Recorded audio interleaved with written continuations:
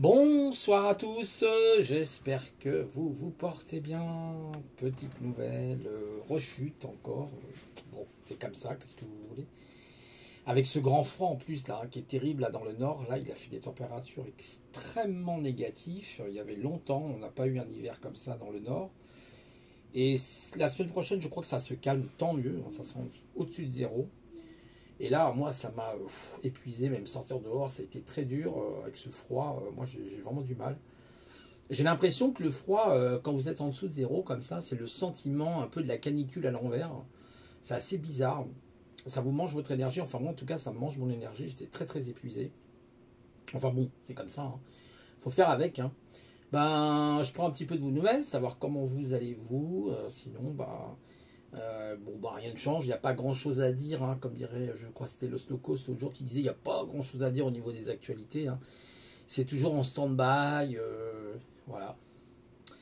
Alors je lisais un article, enfin j'ai pas complètement terminé, j'ai encore un volet à lire sur la pense permis, ça pourrait vous intéresser, peut-être, pourquoi pas, si ça vous dit, vous me le dites, hein, pour un live éventuellement parler de la pense permis.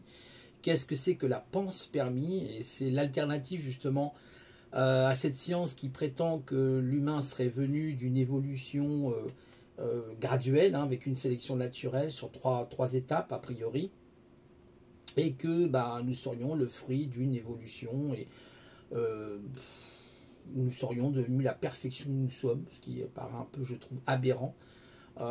Sur même des millions d'années, en fait, on pense que l'Homo sapiens moderne a à peu près 100 à 150 000 ans, pas plus environ. Que le récent et l'ancien a plutôt 300-350 000 ans, d'après Bleuette Diode, hein, c'est pas mes chiffres à moi, hein, c'est les chiffres de cette paléontologue, anthropologue. Et donc, bah moi, je proposais la pense parmi un article magnifique sur Icaris que j'ai lu. Alors, il y a une partie que j'ai pas encore lu, il faudra que je lise, sur notamment le principe de semer la vie dans l'espace. Est-ce qu'il n'y aurait pas eu une civilisation qui aurait semé tout simplement l'ADN dans l'espace et qui serait arrivée sur Terre, hein, après avec la pangée de la Terre qui serait formée, etc. Et que la vie serait apparue grâce à cette pense permis qui aurait été ensemencée certainement par une civilisation beaucoup plus évoluée que nous. Alors on retrouve, hein, tous ces récits, notamment chez les Sumériens et dans d'autres peuplades, hein, j'imagine qu'on doit retrouver aussi ces récits. Et c'est vrai qu'on peut se poser cette question, qui est intéressante, qui est une troisième voie à l'évolution et à la création instantanée, spontanée, hein, parce qu'il y a aussi des gens qui pensent que la création est quelque chose de spontané. Non, non, ça je pense pas, moi, personnellement. Moi, je pense que la troisième voie est intéressante, la pense permis. Penchez-vous sur la pense permis. Et notamment, sur les pentigrades. Alors, les pentigrades, ce sont des espèces de bactéries. Enfin, c'est un peu plus qu'une bactérie, c'est une espèce de... un peu comme un acarien. Et le pentigrade peut vivre à des températures entre moins 275 degrés et plus de 150 degrés. Il est capable de résister à des pressions de plus de 6000 bars. Il est capable de résister à certains acides, etc. Donc vous voyez que la vie elle peut être très résistante et il est possible que des créatures pareilles ont pu survivre. Hein. C'est comme on retrouve par exemple de la vie au fond des océans. Dans des grandes fosses, hein, comme la fosse Marianne, on retrouve la vie à des profondeurs mais hallucinantes. Donc ça montre bien que la vie est partout, hein, même en dehors du soleil. Hein, c'est-à-dire qu'ils n'ont pas besoin du soleil, hein, ils n'ont pas besoin du concept de la photosynthèse. Ce sont tout simplement des espèces, hein, qui vivent à des profondeurs très très très très profondes. Et voilà, c'est assez surprenant. Hein, la vie nous surprendra toujours. Et donc cette proposition qui était faite par deux astros, alors je ne me souviens plus du nom, hein, je vous les dirai éventuellement en live si vous voulez, de ces deux astrobiologistes, enfin il y a un astrobiologiste, je ne sais plus si c'est un physicien ou un mathématicien, qui expliquerait voilà, notamment la découverte de l'ADN, hein, bien sûr.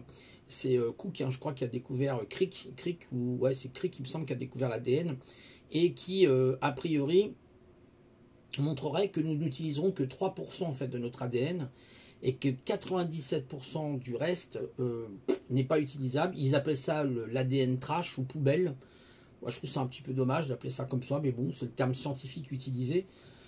Et en fait, dans ces 97%, c'est là où s'expliquerait justement la fameuse épigénétique. Hein, c'est-à-dire que ce code de 97% pourrait recoder en fait notre ADN grâce à des mathématiques, on va dire, mathématiques sacrées, si vous voulez, des mathématiques extrêmement évoluées, et qui permettraient de recoder l'ADN de l'être humain. Et peut-être demain, nous aurons des pouvoirs, si cet ADN se recode, pourquoi pas, certains pouvoirs qu'on ne pourrait pas soupçonner.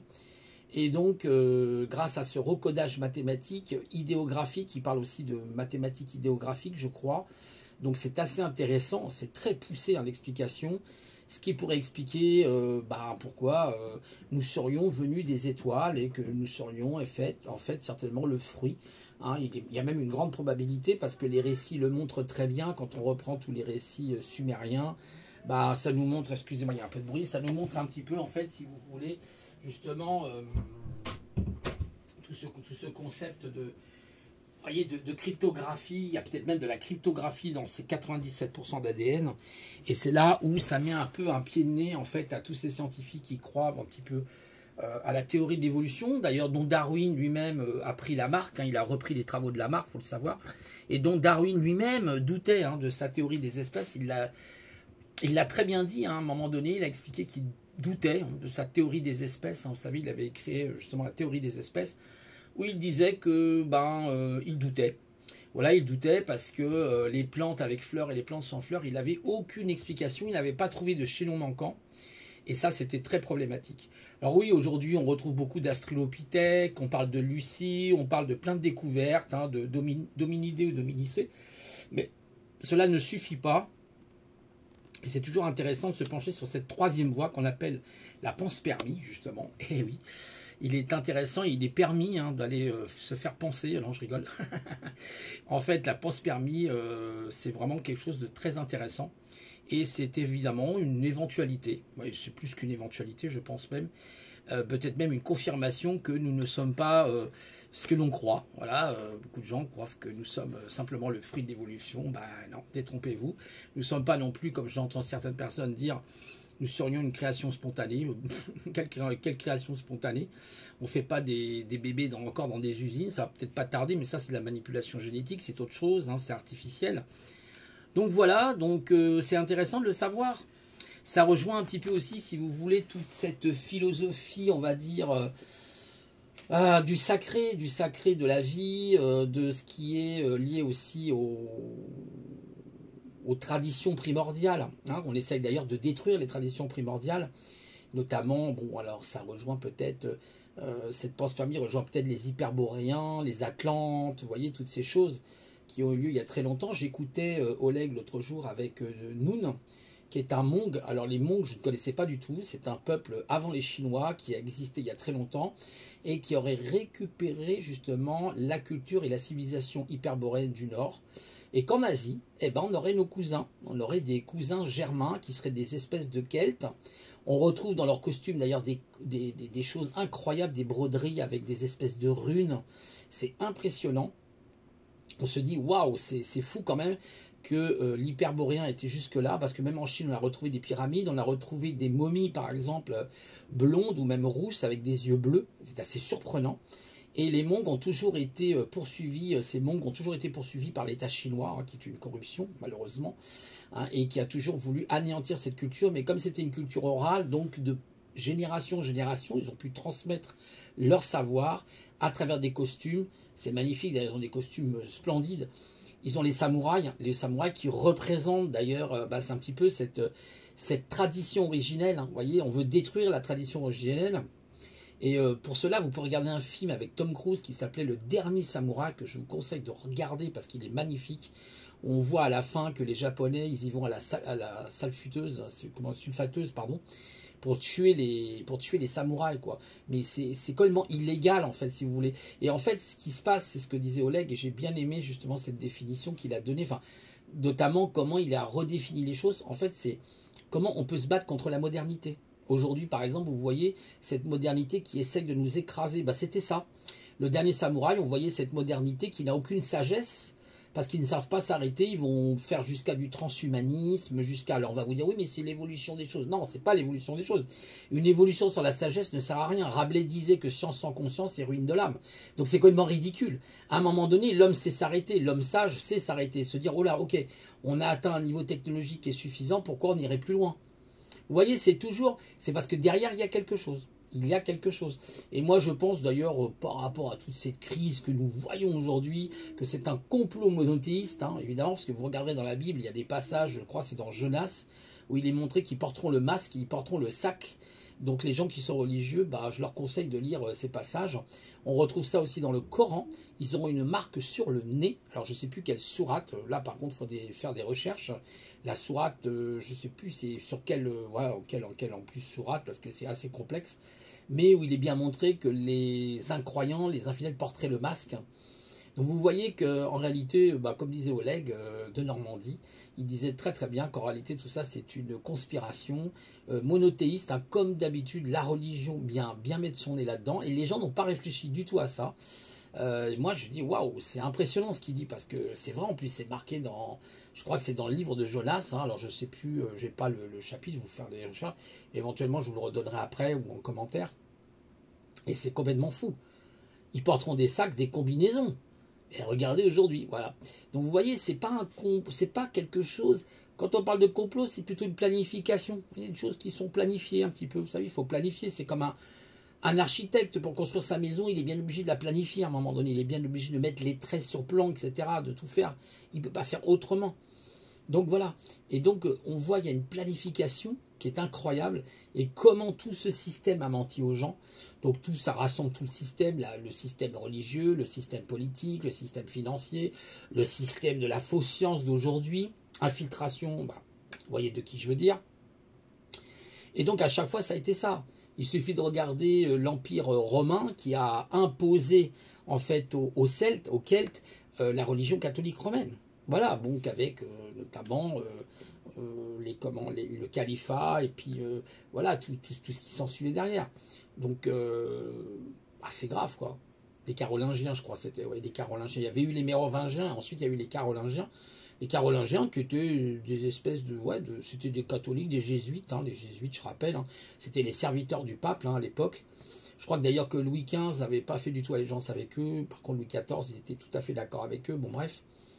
Et voilà, donc à un moment donné, il faut voir les choses avec réalisme. Et on voit bien que c'est une destruction des valeurs anciennes hein, qu'on essaye d'imposer aujourd'hui par cette espèce de NOM, hein, de nouvelle gouvernance. Quand on parlait plutôt d'un nouvel ordre universel, ben, ça ne veut pas dire qu'un ordre universel ne puisse pas exister, mais pas de la manière dont ça se fait. Voilà, en respectant les cultures de chacun, oui, mais pas en unifiant toutes les cultures en un seul morceau, en une seule religion, hein, parce que le but c'est de détruire. On vous dira dans quelques temps, peut-être, hein, je ne sais pas, dans quelques années, peut-être même avant, qui sait, enfin quelques années, on vous dira peut-être, bah non, la religion catholique elle était fausse, bah non, l'islam c'était faux. En fait, il y a une seule et unique religion, c'est le New Age. Ah bon? Bah oui, parce que tout ce qu'on vous a raconté, c'était du bobard. Et les gens, bah, ils vont facilement accepter ça. C'est comme ce qu'on est en train de voir actuellement bah, avec ce qu'on nous impose hein, au niveau des régimes sanitaires, etc. C'est catastrophique, catastrophique. Des enfants qui font des hypoxies. Enfin, moi, je ne vais pas parler trop de ce sujet. Il y a des gens qui en parlent bien mieux que moi, mais qui font des hypoxies à 88. Donc, vous voyez un petit peu les dégâts. C'est-à-dire, l'enfant, on prend sa saturation avant de partir à l'école, il est à 98, 99. Quand il ressort de l'école, il est à 88. Attendez, il n'y a pas un petit souci là? Donc voilà, donc il y a des gens, c'est pour ça qu'ils ont refusé que leurs enfants aillent à l'école avec masque. Ils ont raison, ils défendent leurs enfants. Voilà. Et puis, bah, il y a un gilet jaune, là, je ne sais plus comment il s'appelle d'ailleurs, qui avait sur 600, il disait sur 600 parents, il était le seul qui a refusé le masque. En fait, tous les autres, bah, ils ont gobé, quoi, voilà. Hein. Alors, il a 2 convocations, il a eu, bah oui, c'est pas grave, il a dit, je m'en fiche. Je m'en fiche, moi la vie de mon enfant elle est plus importante que tout, donc ces gens-là, bah, vous voyez, ils font ce qu'ils veulent.